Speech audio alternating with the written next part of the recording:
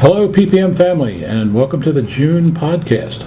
As you see, the two of us are here again. You can't get rid of us. We're here forever. Joe Becker and Kiana Wright, my sidekick here. Okay, let's talk about a couple things that have come up. We'll try to keep this light and lively and keep you up to speed. But one of my instructors just recently called me and asked me if we were going to reduce or remove the vaccine requirement for our instructors. So it caught me kind of a surprise, and the reason he's asked that was because COVID is completely gone. That we don't have to worry about COVID anymore. And so since COVID is gone, nobody's catching COVID anymore, we should just remove the vaccine requirement. Okay, so that led me to say, let's talk a little bit about vaccines and how they work. For our medical gang out there, this may be something that you already know, hopefully.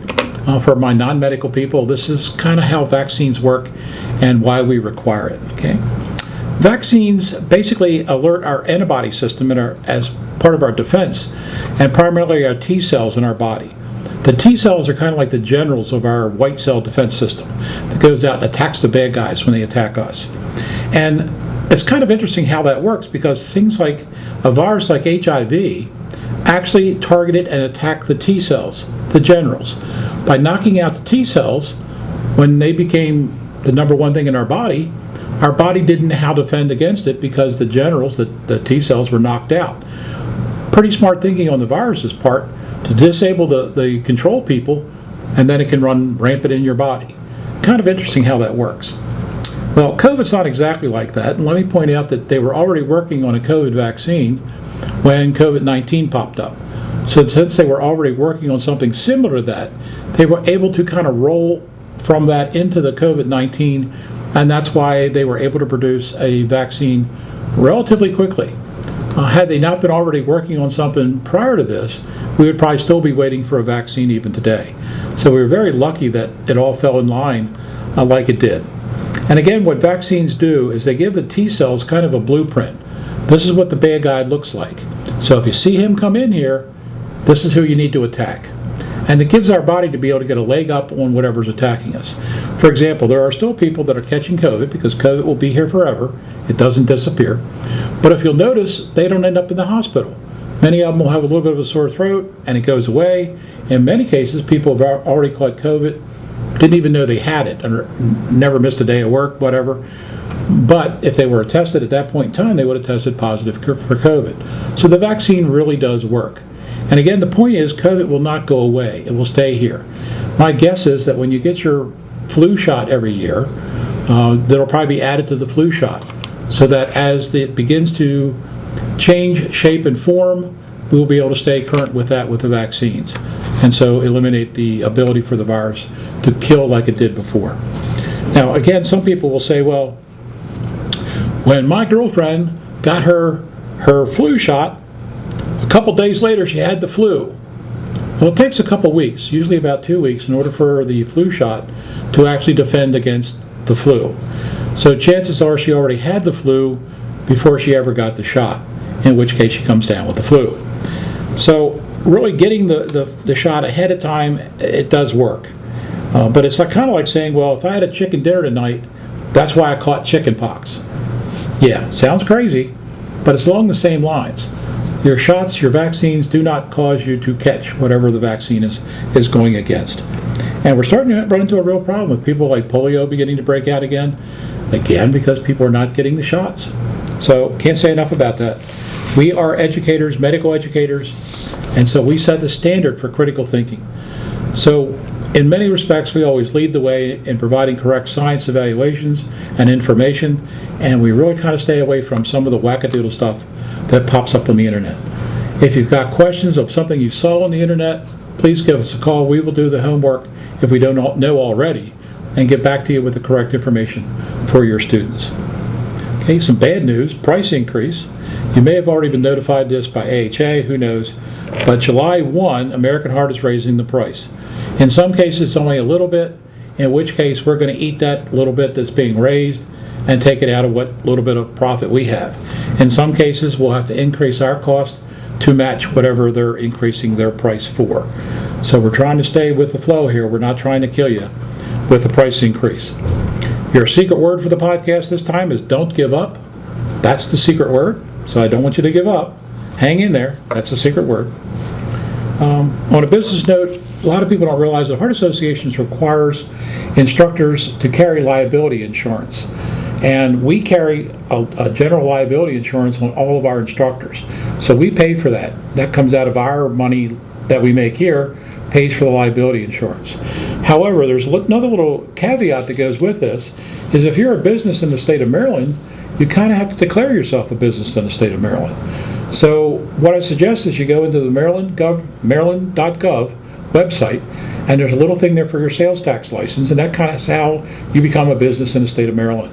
So go into the maryland.gov and just follow the little clicks and the instructions, and follow that, and then actually you won't have to pay sales tax on the cards you buy because you have a sales tax license. You give that number to us, and we'll set you up so it's no sales tax on the stuff you buy.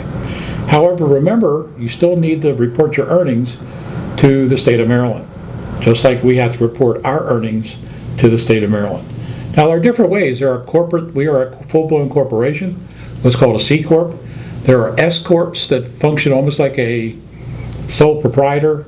There are LLCs. And so there's a lot of different ways you can function and set up your protection that protects you.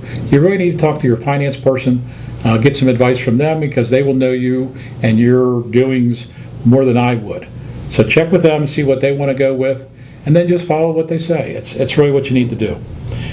Now, the other thing that some of you have already noticed is that I've incorporated what I call a special discount. This came about because trying to keep track of, and I'll just pick something like our books. We had books in bundles of like a bundle of 6, and that gave you a couple pennies off. Well, we also had books that you could buy individually.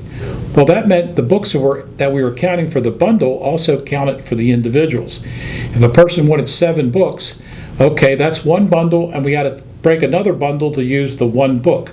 Then we had to go back in and figure out, okay, now how many bundles do we have? How many books? It became a little bit more difficult. So instead of trying to give you a discount like that, I said, okay, we're going to come up with a discount so that if you buy at least $200 worth of inventory, and that's for right now, you're going to get a 4% discount. And like I said, some people have already gotten the discount, didn't even realize it said special discount on the top of their ticket. So that's taking place already. So we're going to see how that works to try to give you a little bit of a discount when you buy larger quantities, because that helps us and it helps you. So that was the most recent information. Any questions, as always, thoughts, questions, comments, please get with us because maybe we can add it to the podcast or be able to answer a question for you or for a student right off the bat. Remember, when you text me, that's the best way to get me, is make sure you put who's texting me and that you're one of our instructors. Again, I'm getting a lot of phone calls from strange numbers, and I don't tend to answer them unless you're already in the system and your name pops up. Then I'll know it's you and I can answer. But the best way is text me, and then I'll get right back to you. Okay, that's everything for me. And now turn it over to Miss Kiana, and she's going to be talking about ventilating for the infant and using bag valve mask. Take it away, Kate. Hello, everyone. I'm going to let the camera get readjusted before I actually stand.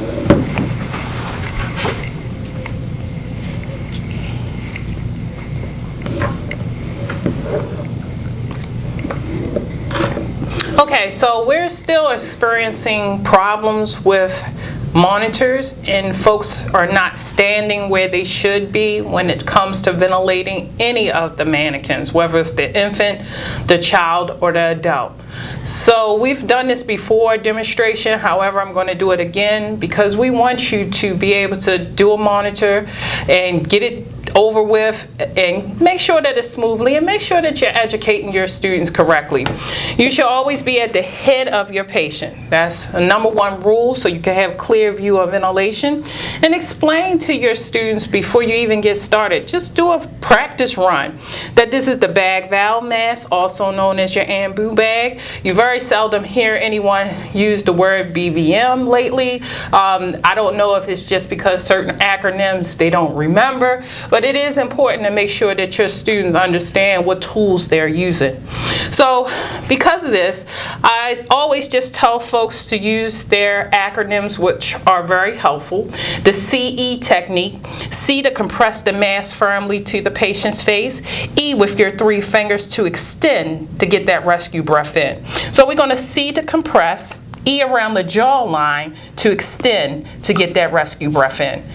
If I'm watching this virtually, you will have seen the chest rise and fall. It is important to discuss this with your students.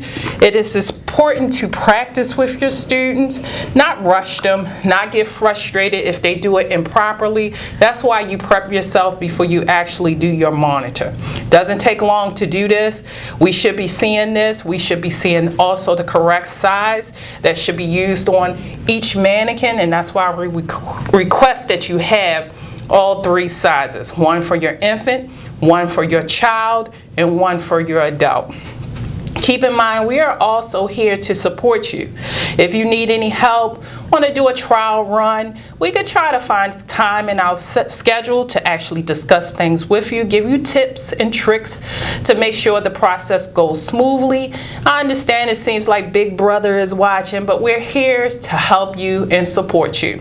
Thank you, and I'll see you next time.